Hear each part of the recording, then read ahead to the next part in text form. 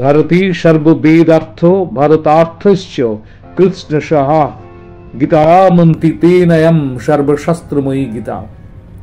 স্বামী বিবেকানন্দ বলেছিলেন, গীতা উপনিষদের ভাষ্য। উপনিষদ ভারতের প্রধান ধর্মগ্রন্থ। দ্বিজেন্দ্রনাথ ঠাকুর গীতা বিষয়ে বলেছেন, আমার কুটিরে বিনা তৈলে একটি দীপ জ্বলিতেছে এবং সেটি শ্রীমদ্ ভগবদ গীতা।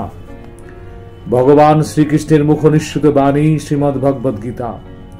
কৃষ্ণদ্বৈপায়ন বেদব্যাস রচিত মহাভারতের ভীষ্ম পর্বের অংশ গীতা। গীতার শ্লোকের সংখ্যা 700, সংস্কৃতে লেখা। প্রথম শ্লোকটি এইরূপ: ধর্মক্ষেত্রে কুরুক্ষেত্রে সমবেতা যুযুৎসবঃ মমগঃ পাণ্ডবশ্চৈব কিম কুর্বত সঞ্জয়। শুরুতেই বলা হয়েছে কুরুক্ষেত্র পুণ্যক্ষেত্র। কুরুক্ষেত্র যুদ্ধে অর্জুনকে দেওয়া শ্রীকৃষ্ণের উপদেশই গীতার সারমর্ম।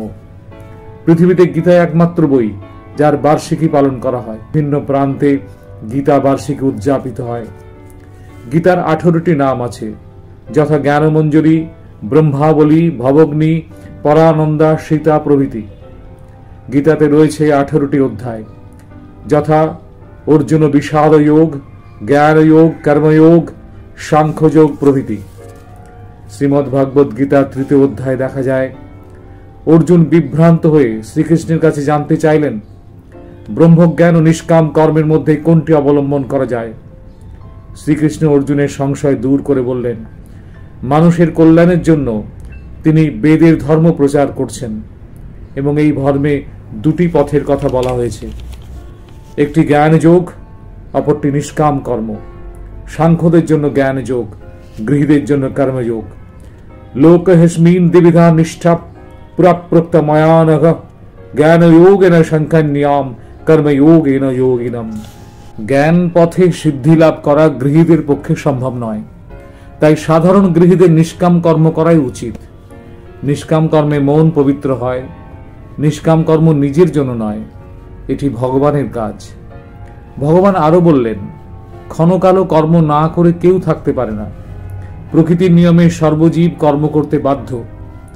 অন্যদিকে যে ভ্রান্তমতি হাত পা ইত্যাদি কর্মেন্দ্রিয় সকল সংযত করে অবস্থিতি করে, অথচ মনে মনে ইন্দ্রিয় বিষয় সকল স্মরণ করে, সে মিথ্যাচারী। কর্মেন্দ্রিয়ানি সংযম্যা যস্তি মনুষ্য স্মরণ ইন্দ্রিয়ার্থান বিমূঢ়াত্মা মিথ্যাচারঃ স উচ্যতে। এখন প্রশ্ন, তবে শ্রেষ্ঠ কে? যিনি মনের দ্বারা জ্ঞানেন্দ্রিয় সকল সংযত করে অনাসক্ত হয়ে কর্মেন্দ্রিয়ের দ্বারা কর্মযোগ অনুষ্ঠান আরম্ভ করেন, তিনি শ্রেষ্ঠ।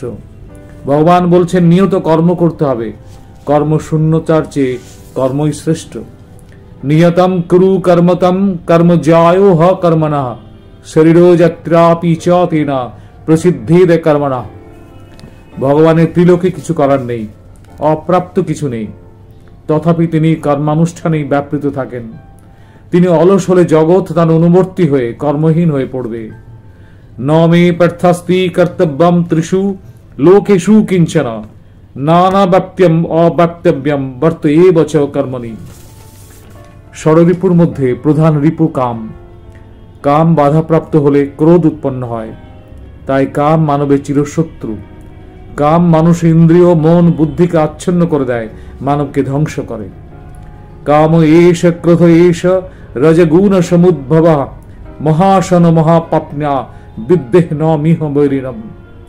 নিষ্কাম কর্ম, ঈশ্বরে প্রণত থাকা এবং কাম ও ক্রোধ মুক্ত জীবন গঠনে মানবের কর্তব্য।